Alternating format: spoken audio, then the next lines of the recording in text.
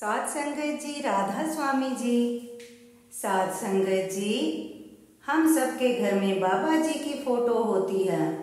बाबा जी की फोटो में कितनी पावर है, यह हम आपको सुनाने जा रहे हैं कि बाबा जी अपने बच्चों के लिए क्या क्या करते हैं। दो सत्संगी परिवार थे। एक परिवार का बेटा था और दूसरे परिवार की बेटी थी। दोनों ही परिवार सेवादार थे। सत्संग घर में सेवा करते थे। वह व्यास भी सेवा पर कई बार इकट्ठे हो जाते थे। वह दोनों परिवार अपने बच्चों के लिए रिश्ता देख रहे थे।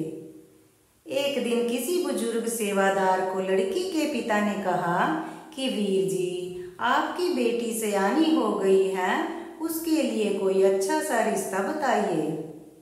तो उन्होंने उस सेवादार से पूछा, भाई साहब, आपकी बेटी क्या करती है, कितना पढ़ी हुई है? तो उसने कहा, वह MA B.Ed है और किसी स्कूल में टीचर लगी हुई है। अगर कोई सत्संगी परिवार का बेटा हो तो आप हमें जरूर बताना। यह पूछकर वह अपनी सेवा पर लग गए।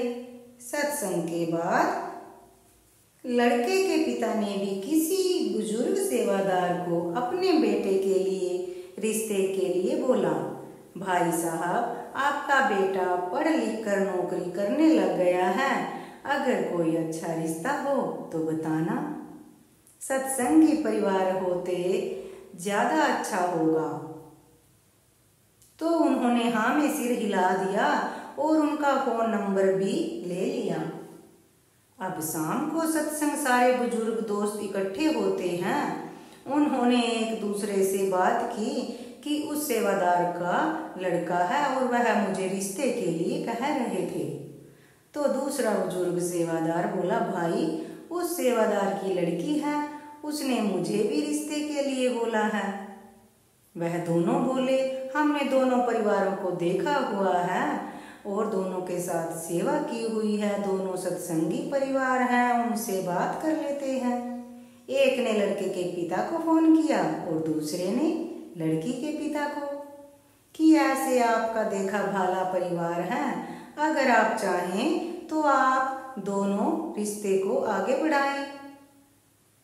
और दोनों ने हाँ कर दी। लड़के ने लड़की को देखा हुआ था। दोनों सेवादारनियां भी एक दूसरे को अच्छी तरह से जानती थी। जल्दी ही उनका रिश्ता हो गया और वह शादी की तैयारी में लग गए।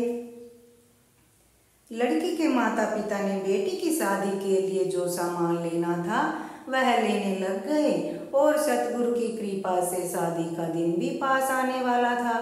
तो कार्ड छप कर आए तो उन्होंने कहा कि दूसरों को कार्ड बांटने से पहले हम पहला कार्ड बाबा जी को देना चाहते हैं, लेकिन घर में हमने शादी का सारा सामान लेकर रखा हुआ है, घर को ऐसे छोड़कर कैसे जाएं? वह बोले, हम किसी को कुछ नहीं बताएंगे, सुबह वाली ट्रेन से ब्यास जाएंगे और शाम तक वापिस आ जाएंगे। स्टेशन से उन्होंने ट्रेन का समय पता किया और फोन कर अपनी पत्नी को ट्रेन का समय बताया। तो उनकी दुकान के नौकर ने यह सुन लिया तो उसने दूसरे नौकर को भी बता दिया कि कल मालिक घर पर नहीं होंगे, वह कहीं पर जा रहे हैं। इनकी बेटी की शादी है, घर में शादी का पूरा सामान, पैसे और जेवरात हैं। अगर तुम मेरे साथ चलो तो हम कल सब उठा लेंगे। उन्होंने ब्यास जाने से पहले शादी का सारा सामान अलमारी में से निकाल कर एक बड़े से ट्रक में रखकर ताला लगा दिया और उसके ऊपर बाबा जी की फोटो रख दी और बोले, बाबा जी, अपनी बेटी की शादी के सामान का ख्याल रखना। हम आपके डेरे आ रहे हैं शादी का कार्ड देने। वह तीनों सुबह की ट्रेन से ब्यास के लिए रवाना हो गए और उनके नौकर भी इसी ताक में थे कि कब यह घर से निकले और हम अंदर जाएं ताकि हम अपना काम करें। ताला तोड़ा और अंदर चले गए, क्योंकि वह अपने पड़ोसियों को भी कुछ बताकर नहीं गए थे कि वह घर का ख्याल रखते। अब नौकरों ने अंदर जाकर उनका पूरा घर छान मारा पर उनको शादी का सामान कहीं पर भी नहीं दिखा। वह सोचने लगे शायद वह शादी का सामान किसी के घर रख गए हैं, लेकिन जाते जाते उनको एक संदूक दिखा जिस पर उन्होंने बाबा जी की फोटो रखी हुई थी। साध संगत जी, वह संदूक के ऊपर से जैसे ही बाबा जी की फोटो को उठाने के लिए हाथ आगे किया तो उसे जोरदार करंट का झटका लगा और वह दूर जाकर गिरा। वह बहुत हैरान हुआ कि यहाँ पर तो कोई बिजली की तार या बटन भी नहीं, तो मुझे करंट कैसे लगा भला। तो उसने दूसरे नौकर को कहा कि तू यह ऊपर से फोटो उठा दे, मैं ट्रंक का ताला तोड़कर देखता हूँ कि क्या इसमें कुछ सामान है या नहीं। जब दूसरे ने बाबा जी की फोटो को हाथ लगाया तो वह भी उछलकर दूर जा गिरा। उसने कहा, भाई यहाँ से तो मुझे जबरदस्त करंट लगा है, पहले वाला भी बोला कि यहाँ पर करंट कैसे लग सकता है।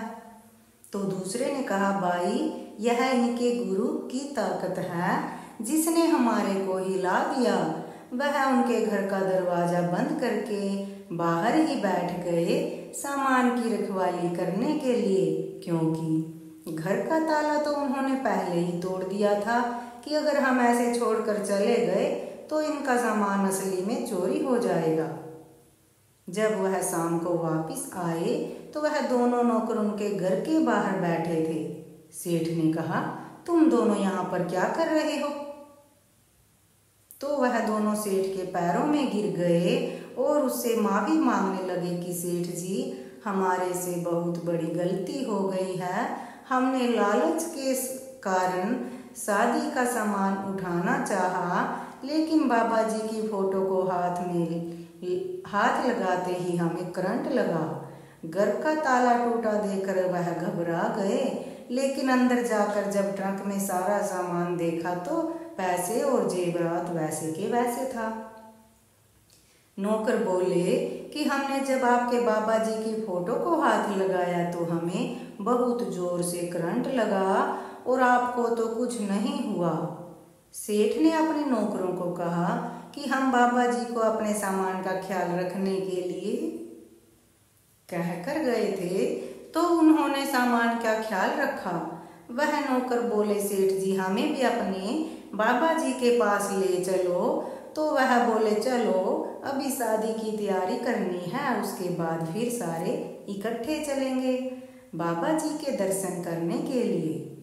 वह दोनों नौकर अब खुश थे कि सेठ जी ने हमारी इतनी बड़ी गलती को माफ भी कर दिया और हमें ब्यास ले जाने के लिए हामी भी भर ली, और शादी के बाद वह हमें भी बाबा जी के दर्शनों के लिए लेकर जाएंगे। साध संगत जी, बाबा जी हमारा हर पल हर घड़ी ध्यान रखते हैं। हमें भी बाबा जी की कही हुई बातों पर ही चलना चाहिए जी। राधा स्वामी जी।